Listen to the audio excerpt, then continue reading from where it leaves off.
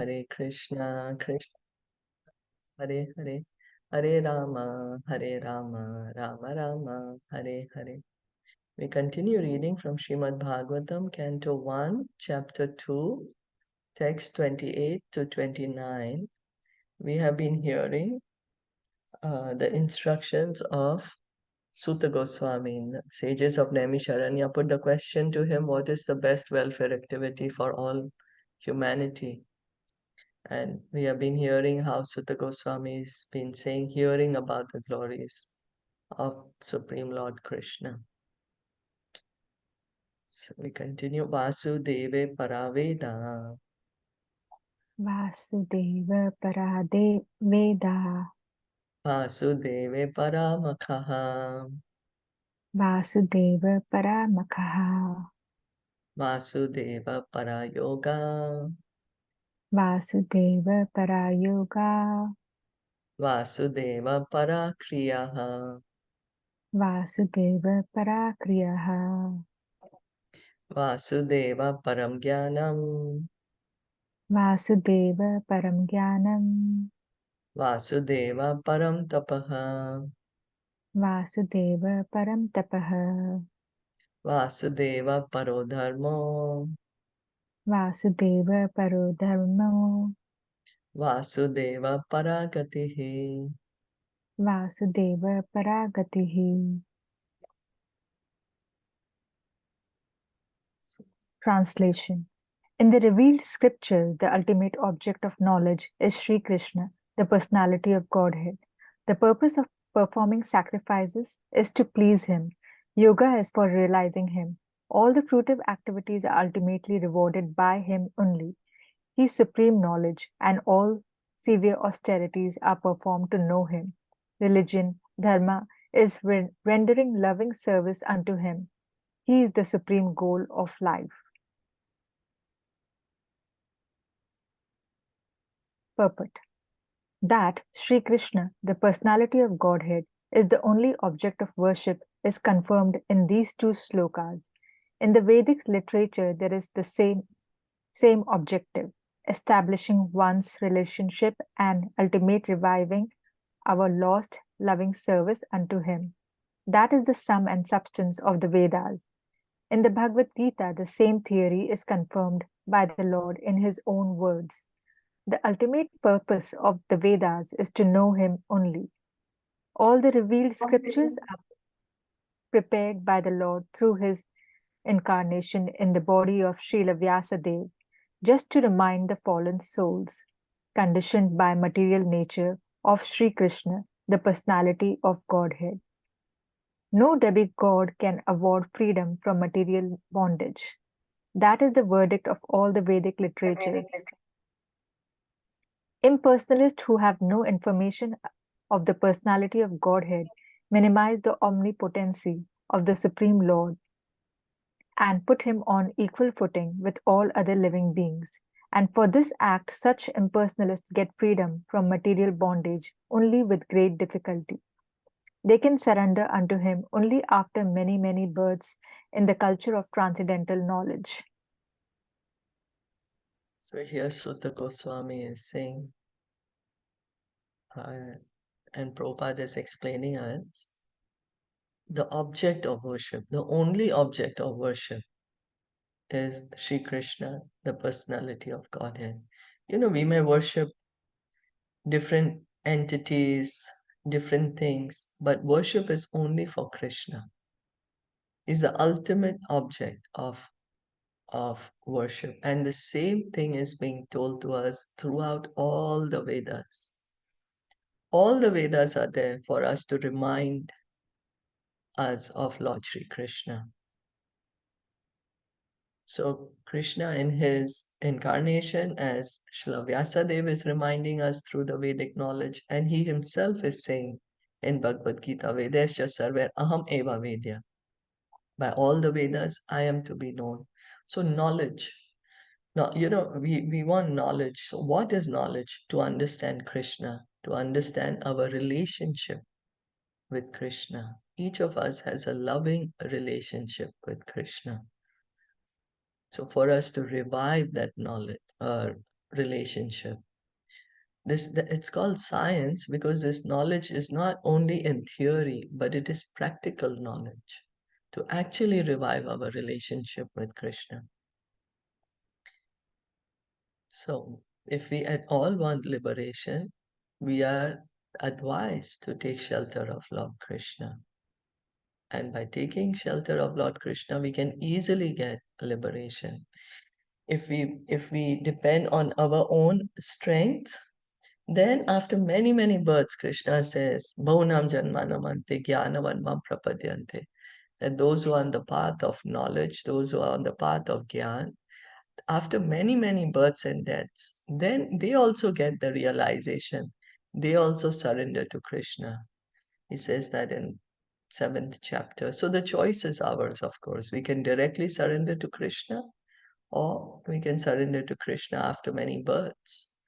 But surrender to Krishna is the requisite because that's our constitutional position. We each have a loving relationship with Krishna. Doesn't matter what process we are following or where we are from.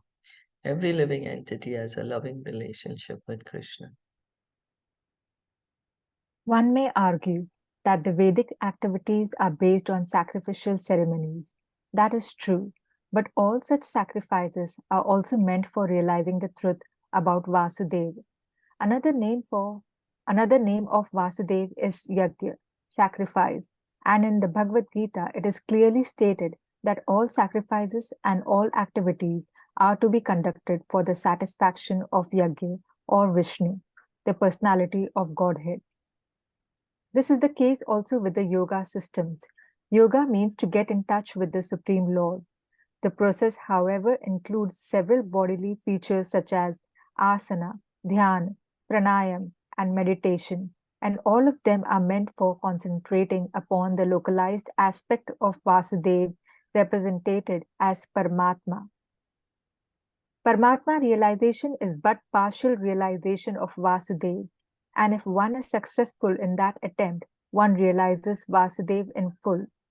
But by ill luck, most yogis are stranded by the powers of mysticism, achieved through the bodily process. Ill-fated yogis are given a chance in the next birth by being placed in the families of good learned brahmanas or in the families of rich merchants in order to execute the unfinished task of Vasudeva realization. If such fortunate brahmanas and sons of rich men properly utilize the chance, they can easily realize Vasudeva by good association with saintly persons. Unfortunately, such preferred persons are captivated again by material wealth and honor, and thus they practically forget the aim of life. So then sacrifice. What is the aim of all the sacrifice? The aim of all sacrifice is to please Lord Krishna. Krishna himself is saying in Bhagavad Gita, Yajna, sacrifice, is meant for satisfaction of Lord Vishnu. By all sacrifices, it is Lord Vishnu who is to be pleased. Then it becomes a sacrifice, acting for the pleasure of Krishna. And the sacrifice that we are recommended in this age of Kali, that is, anyone? What is the sacrifice we are recommended? Hari Nam Hearing Sankirtan. and Harinam Chanting. Sankirtan. Yes, thank you. That is what is recommended for us, for the pleasure of the Supreme Lord, for us to help us reunite with the Supreme Lord. Yoga means to link with God. The yoga system of Ashtanga Yoga, it's all meant to link ourselves with the Supreme Lord. But what happens is that the yogi, of course, the goal of yoga is to realize the Paramatma in the heart. The goal of yoga meditation is not to meditate on something void or anything or something imaginary. No, to realize the Paramatma in the heart. But the yogi, before he can get the Paramatma realization, he gets all these mystic siddhis. So one may get distracted with the siddhis, and one may think that Can you just please excuse me for a moment? Please, thank you. Yes. Sorry. Hare Krishna. Okay, so the Paramatma realization, before Paramatma realization, one can get the mystic siddhis, and one can get distracted by the siddhis, and one may actually forget that one started this process of meditation, this process of yoga for realizing the Paramatma, and then one may die in that process.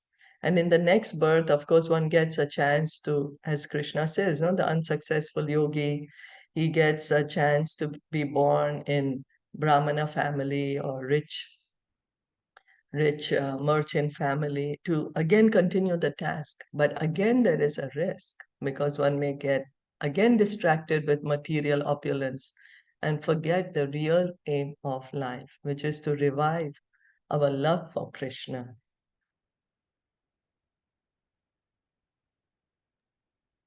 This is also for the culture of knowledge. According to Bhagavad Gita, there are 18 items in culturing knowledge. By such culture of knowledge, one becomes gradually prideless, devoid of vanity, non-violent, forbearing, simple, devoted to the great spiritual master, and self-controlled. By culture of knowledge, one becomes unattached to earth and home and becomes conscious of the miseries due to death, birth, old age, and disease. And all culture of knowledge culminates in devotional service to the personality of Godhead, Vasudeva. Therefore, Vasudeva is the ultimate aim in culturing all different branches of knowledge. Culture of knowledge leading one to the transcendental plane of meeting Vasudeva is real knowledge. Physical knowledge in its various branches is condemned in the Bhagavad Gita as agyan, or the opposite of real knowledge. The ultimate aim of physical knowledge is to satisfy the senses, which means prolongation of the term of material existence and thereby continuance of the threefold miseries.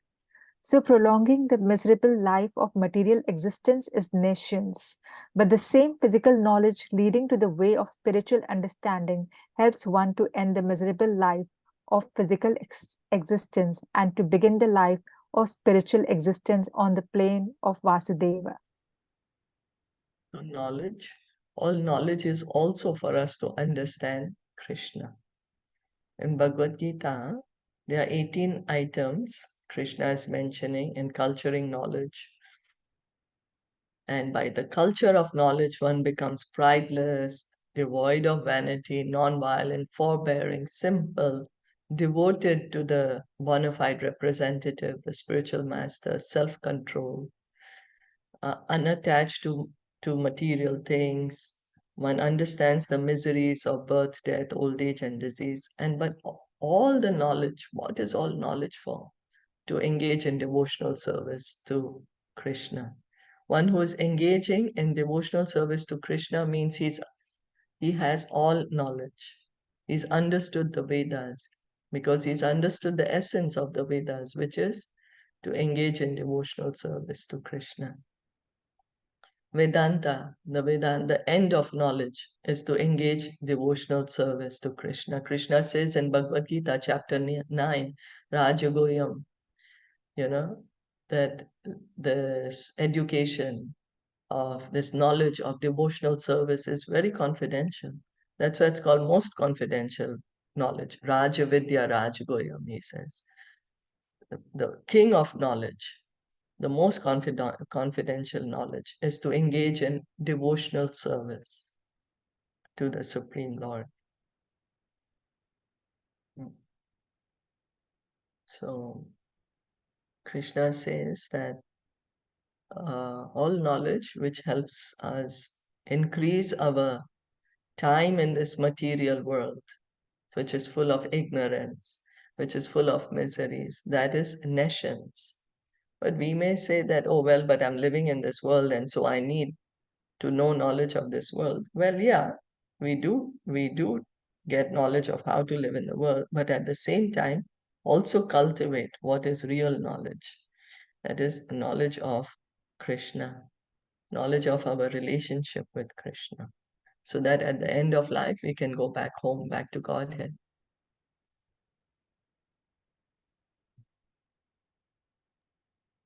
The same applies to all kinds of austerities. Tapasya means voluntary acceptance of bodily pains to achieve some higher end of life. Ravana and Hiranyakashipu underwent a severe type of bodily torture to achieve the end of sense gratification. Sometimes modern politicians also undergo severe types of austerities to achieve some political end.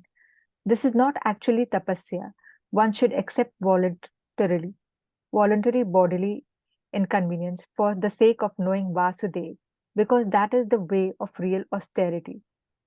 Otherwise, all forms of austerities are classified as modes of passion and ignorance. Passion and ignorance cannot end the miseries of life. Only the mode of goodness can mitigate the threefold miseries of life. Vasudev and Devaki, the so-called father and mother of Lord Krishna, underwent penances to get Vasudev as their son. Lord Shri Krishna is the father of all living beings. Bhagavad Gita 14.4. Therefore, he is the original living being of all other living beings. He is the original eternal enjoyer amongst all other enjoyers.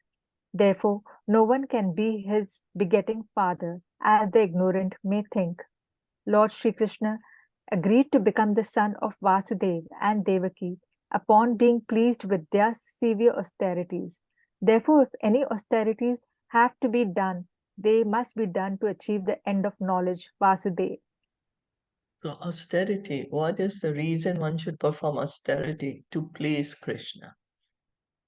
This is what we are understanding. Hiranyakashipu, Ravan, they underwent great austerities, but we can see what happened to them. They got too proud, they got too carried away with lust, and in the end, they were killed by the Supreme Lord. So the austerities are actually meant to please Lord Krishna. Prabhupada is giving the example of Vasudeva and Devaki. They underwent great austerities. And as a result, Krishna agreed to become their son. Krishna is the Supreme Personality of Godhead. He's the original person. It's not that because Krishna became the son of Devaki and Vasudeva that he's not God anymore. No, he's Supreme Lord. He agrees to become the son of Vasudeva and Devaki. So he existed even earlier than 5,000 years ago, because people may say, oh, Krishna appeared 5,000 years ago to Vasudeva and Devaki. Doesn't mean that Krishna was born only 5,000 years ago. No, he is eternal. He's the original person, source of everyone. This is his pastime that he agrees to become the son of Vasudeva and Devaki. He was pleased by the austerities.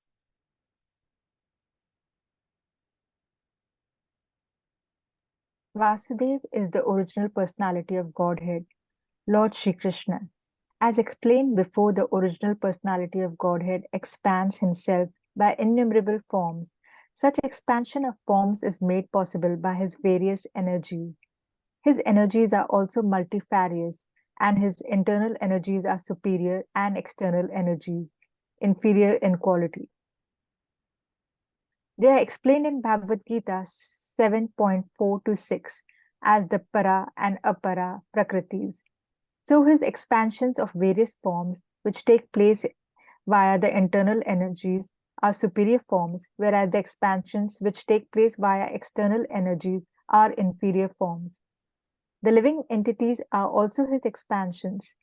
The living entities who are expanded by his internal potency are eternally liberated persons, whereas those who are expanded in terms of material energies are eternally conditioned souls. Therefore, all culture of knowledge, austerities, sacrifice, and activities should be aimed at changing the quality of the influence that is acting upon us. For the present, we are all being controlled by external energy of the Lord. And just to change the quality of the influence, we must endeavor to cultivate spiritual energy. In the Bhagavad Gita, it is said that those who are Mahatmas, or those whose minds have been so broadened as to be engaged in the service of Lord Sri Krishna, and are under the influence of the internal potency. And the effect is that such broad-minded living beings are constantly engaged in the service of the Lord without deviation. That should be the aim of life, and that is the verdict of all Vedic literatures.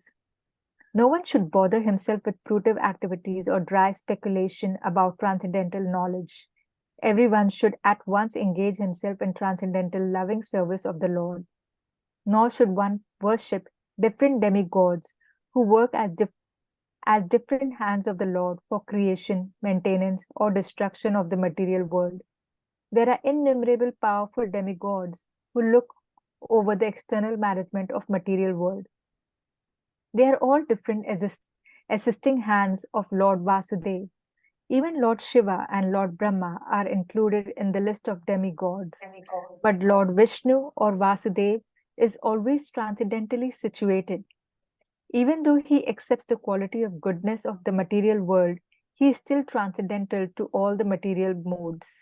The following example will clear that matter more explicitly. In the prison house, there are prisoners and the managers of the prison house.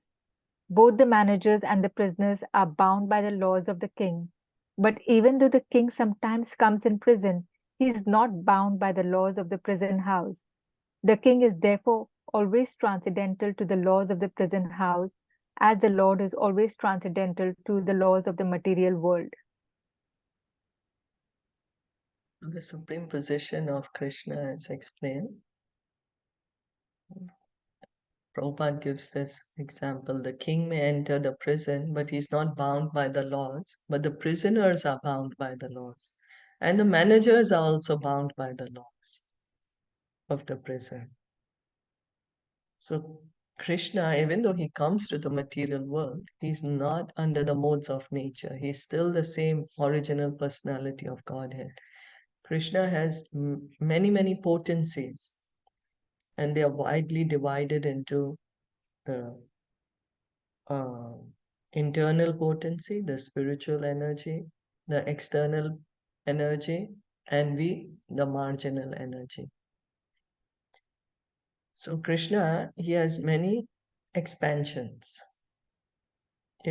as he has the Vishnu Tattvas, and then he has, we are his separated expansions, the parts and parcels of God. His internal expansions, they are the Vishnu Tattvas.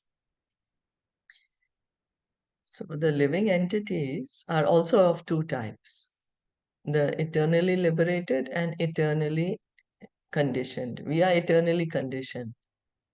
We are conditioned in the material world since time immemorial. We've forgotten since when we are here in the material world. But once we go back to the spiritual world, we also become liberated, eternally liberated. So there are some living entities who are also expanded by Krishna's internal potency, like Krishna's parents, Yashoda, Nanda Maharaj. They are expansions of his internal potency.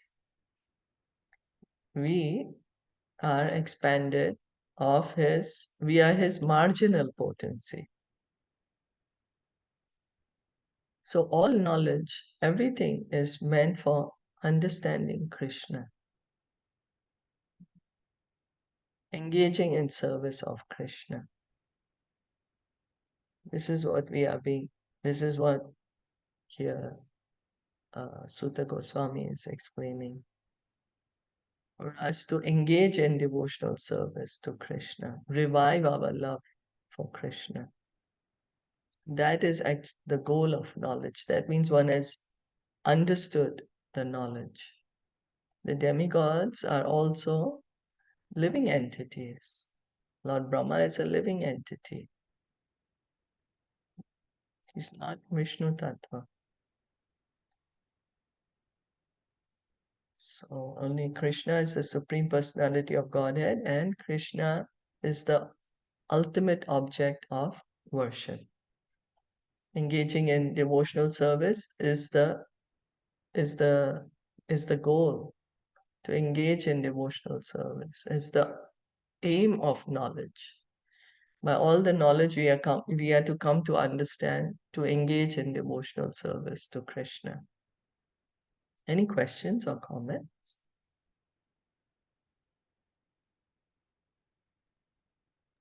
No, all good.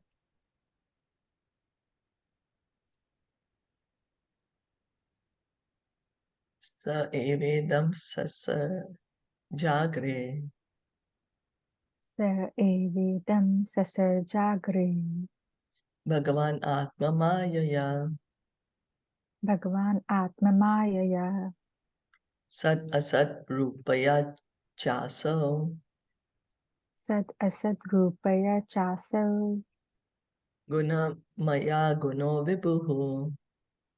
Guna Maya Guno Vibhuhu.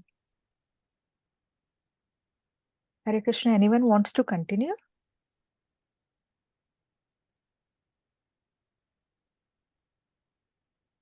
Neetu, you want to read? Yeah, I want to read. Thank you. Hare Krishna. Hare Krishna. In the beginning, introduction. In the beginning of the material creation, the absolute personality of Godhead, Vasudeva, in his transcendental position, created the energies of cause and effect by his own internal energy. Purport. The position of the Lord is always transcendental because the causal and effectual energies required for the creation of the material world were also created by Him. He is unaffected, therefore, by the qualities of the material modes. His existence, form, activities, and paraphernalia all existed before the material creation. He is all spiritual and has nothing to do with the qualities of the material world, which are qualitatively distinct from the spiritual qualities of the Lord. Yeah, I put an asterisk on creation, or the page can't be found. Okay. So, Krishna, he exists before the creation. Even Adi Shankaracharya says that. Narayana Paravyakta, that Lord Narayan exists before the material creation. So Krishna is the one who has created all the material modes. Everything is created by Krishna. The cause and effect of this material world, it's all created by Krishna. He is not affected by the material energy. He does not get controlled by the material energy. Prabhupada would explain that the sun, the cloud cannot cover the sun. The sun is too big. The cloud is just one tiny thing. It cannot cover the sun. What the cloud does is it covers our vision of the sun. So we may not be able to see the sun, but doesn't mean that the sun is not there. This material nature, the modes of material nature, they cover us, but they can never cover Krishna. He's the creator of the modes. He's transcendental, because someone may say that, oh, Krishna's body is also in the mode of material goodness. No, Krishna's body is transcendental. When he comes to the material world, he comes in his own transcendental body, not a material body. And Krishna says, you try to understand this and you can get liberation. He says that in Bhagavad Gita, Janma Karma Chame Divyam. Try to understand that my appearance, my activities are all transcendental, and you attain to the spiritual, eternal world, spiritual world. Taya Vilashiteshva Eshu Taya vilastev ishu Guneshu Ganavan Eva guneshu gunaman iva Anta Pravishta Abhati anta pravishta abhati Vijnanena Vijrimbitaha.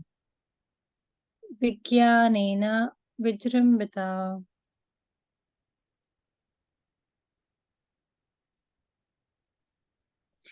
Translation. After creating the material substance, the Lord Vasudeva expands himself and enters into it.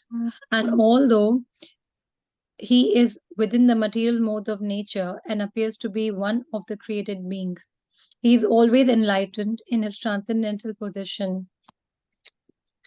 Fully enlightened. It's always fully enlightened. Fully enlightened. Sorry. Mhm. Purport. The living entities are separated parts and parcels of the Lord, and the conditioned living entities, who are unfit for the spiritual kingdom, are strewn within the material world to enjoy matter to the fullest extent. As Paramatma, an eternal friend of the living entities, the Lord, by one of his plenary portions, accompanies the living entities to guide them in their material enjoyment and to become witness to all activities. While the living entities enjoy the material conditions, the Lord maintains his transcendental position without being affected by the material atmosphere. In the Vedic literature, Shruti, it is said that there are two birds in one tree. One of them is eating the fruit of the tree, while the other is witnessing the actions. The witness is the Lord, and the fruit eater is a living entity. The fruit eater, living entity, has forgotten his real identity and is overwhelmed in the fruitive activities of the material conditions. But the Lord Paramatma is always full in transcendental knowledge. That is the that is the difference between the super soul and the conditioned soul. The conditioned soul, the living entity, is controlled by the laws of nature, while the Paramatma or the super soul is the controller of the material energy. So this is the difference between the Atma and Paramatma. That when we are in the material world, we get covered by the material energy. But the Paramatma never gets covered. It never is an illusion. We forget we are the soul. We are the Atma. We start thinking we are the body. But Paramatma never forgets that he's the Paramatma. He's always uh, conscious of his own position. He's the creator of the material modes. The modes cannot affect him.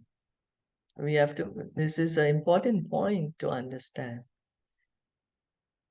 So here we are separated parts and parcel of God. We are not God, but part and parcel of God. Because we are part and parcel of God, we have same quality of God, but in minute quantity.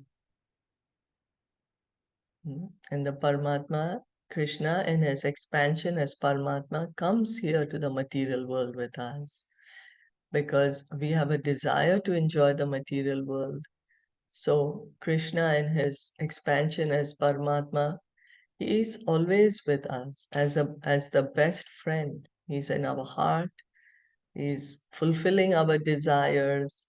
Always he's trying to tell us to come back home, back to him. We think we are able to fulfill our own desires, but it's by the arrangement of Paramatma through the facility of the material and energy that our desires are being fulfilled. So we are eating the fruits. The Upanishads say there are two birds in the tree. We are busy tasting the fruits. Some of the fruits are sweet, some are bitter. So sometimes we are suffering, sometimes we are enjoying. The other bird is the Paramatma. He is only witnessing.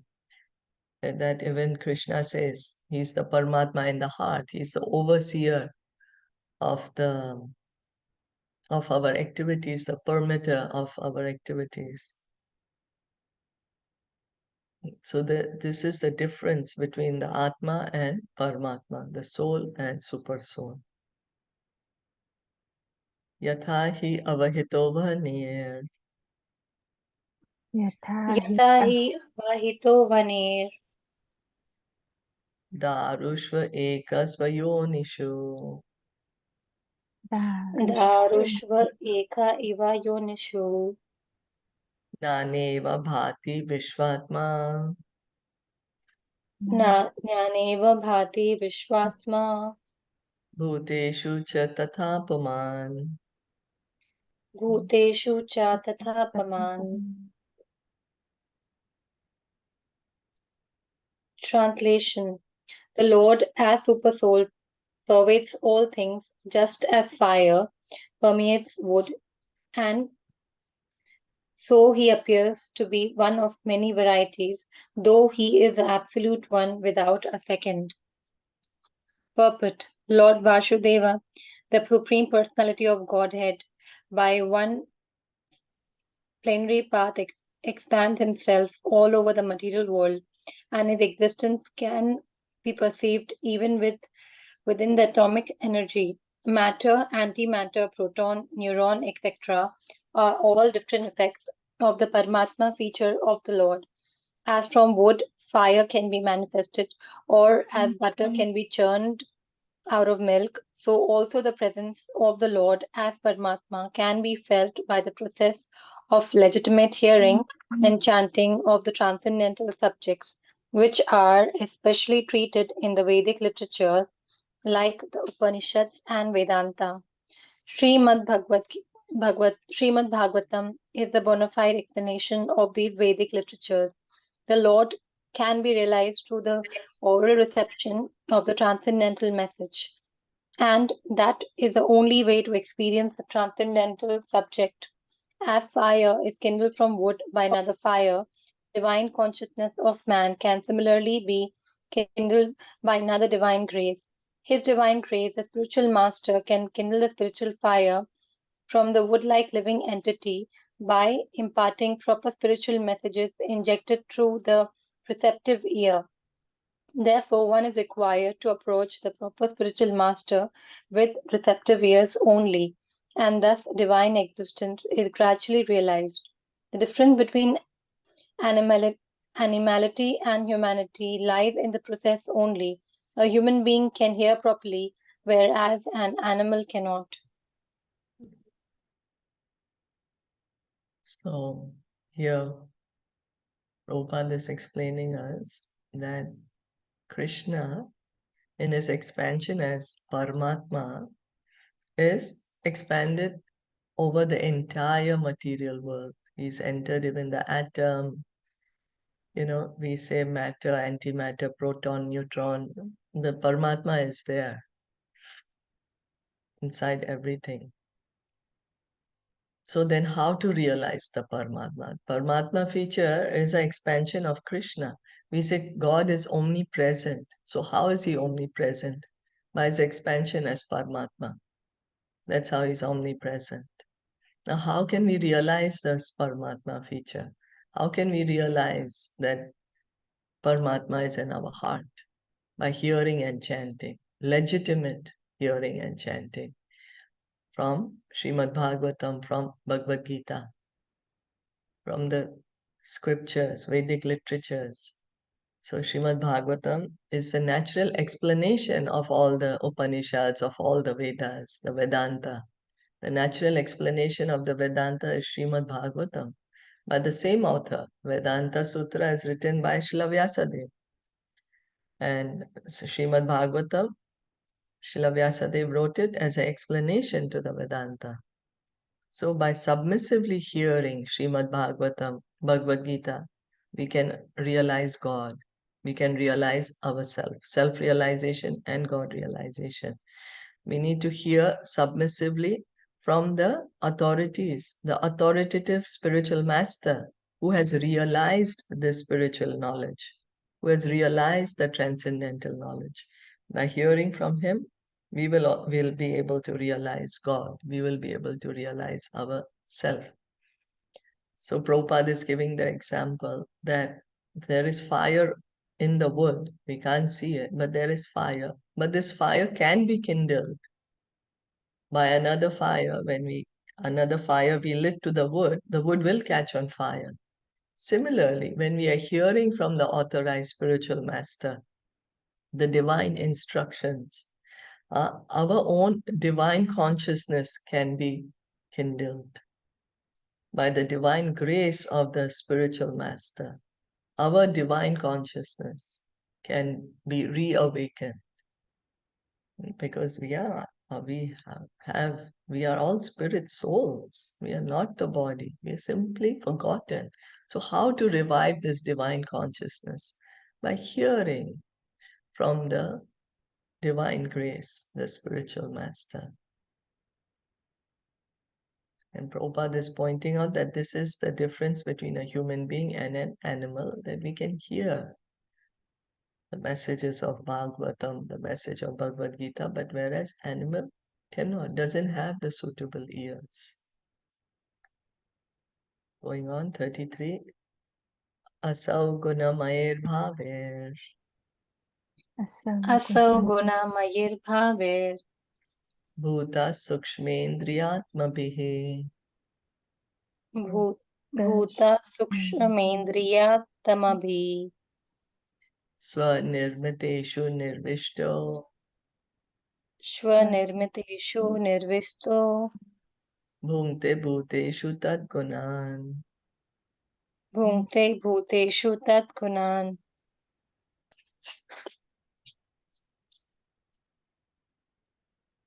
Translation.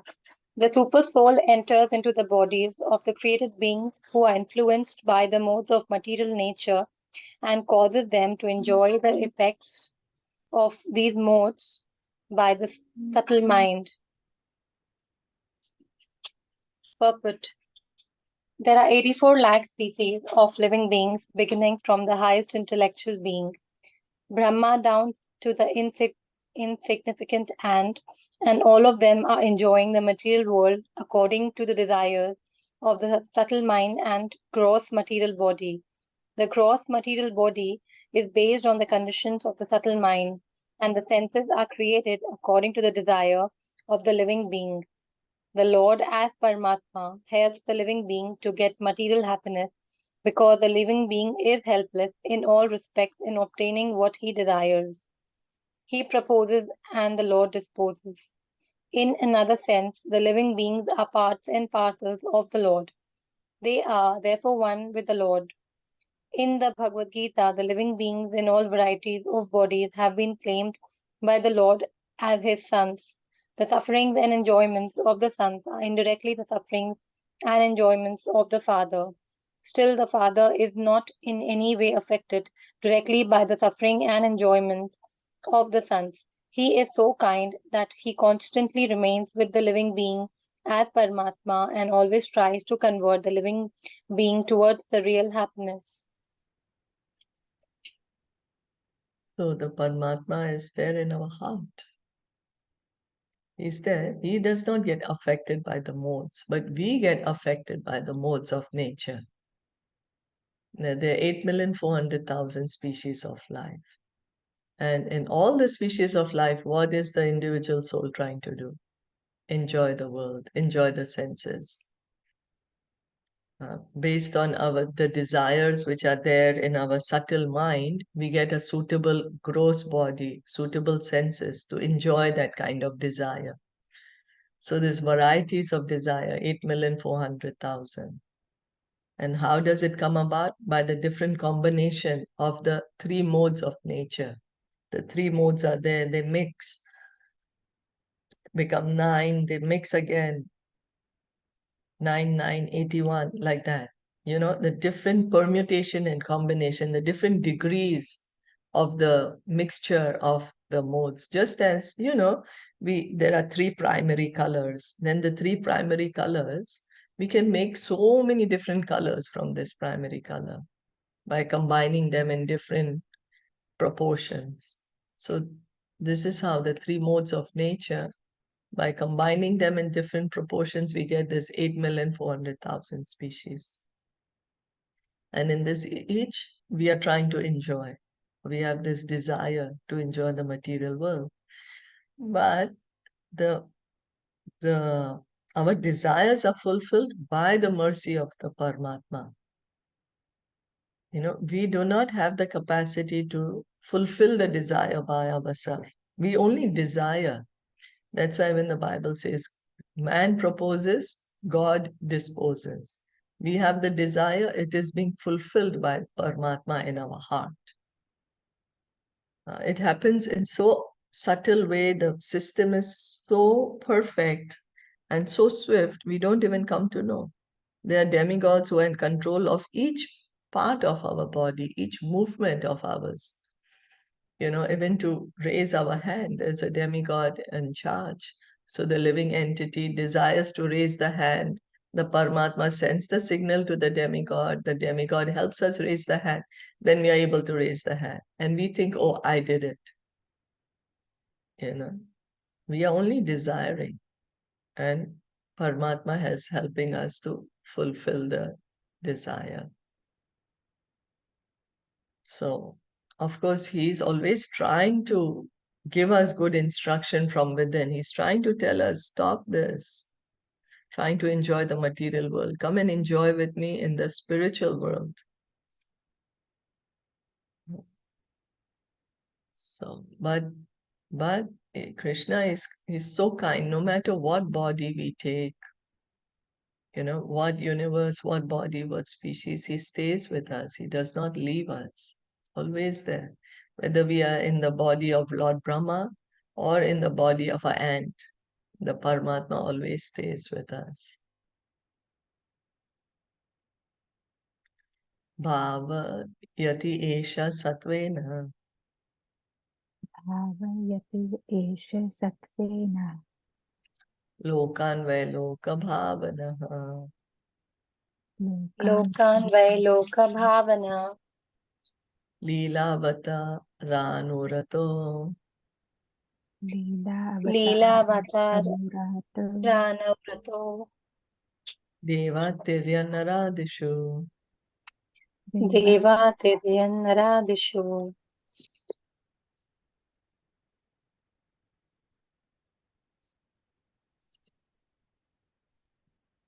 Translation. Thus, the Lord of the universes maintains all planets inhabited by demigods, men, and lower animals, assuming the roles of incarnation. He performs pastimes to reclaim those in the mode of pure goodness. Purport. There are innumerable material universes, and in each and every universe there are innumerable planets inhabited by different grades of living entities in different modes of nature. The Lord Vishnu incarnates himself in each and every one of them and in each and every type of living society. He manifests his transcendental pastimes amongst them just to create this desire to go back to Godhead. The Lord does not change his original transcendental position, but he appears to be differently manifested according to the particular time, circumstances, and society. So here, who is assuming, who is maintaining all the planets, all the universes? It's the Supreme Lord himself, Shirodakshai Vishnu. He's maintaining this, so many universe, so many planets. And then there's so many different types of living entities. We just heard there's 8,400,000 types. And then Lord Vishnu, he's taking incarnation in each and every type of the species. Why? To create a desire in between them to go back to Godhead. The Lord is in his transcendental form. He's the Supreme Lord. But with his incarnation, what is he trying to tell us? Come back home, back to Godhead. He's the Supreme Lord. He does not change. But he's telling us the same message. Come back to the spiritual world.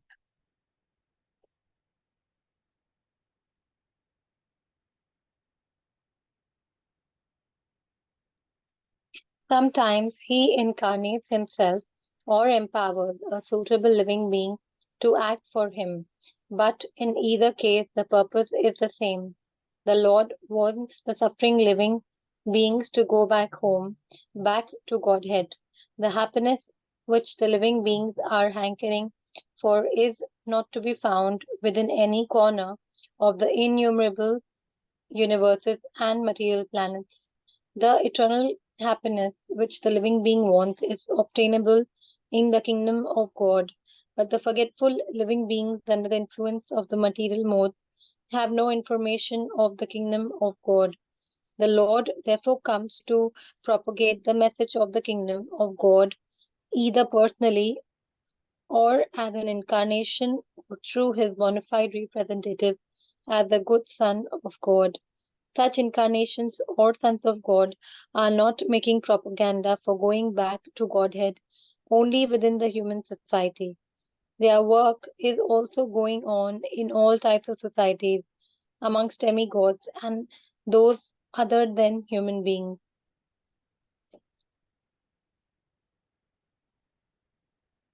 Thus end That's the Bhaktivedanta purpose of the first canto, second chapter of the Srimad Bhagavatam, entitled Divinity and Divine Service.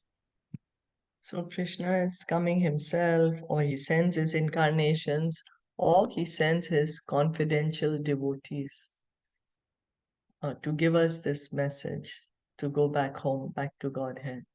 Because we are so covered by the modes, because we have gotten covered by the modes, we have forgotten our real position, our real home. We have forgotten our relationship with Krishna.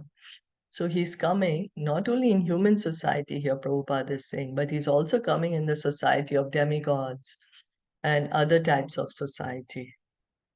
That's what Prabhupada is mentioning here. He's coming. This work is going on in all types of society amongst demigods and those other than human beings.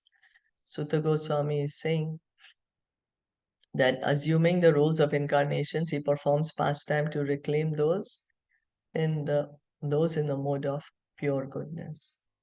He performs pastime to reclaim those in the mode of pure goodness. So Krishna is coming in all types of societies to encourage us to go back home, back to Godhead. So we'll stop here. Did anyone have any question?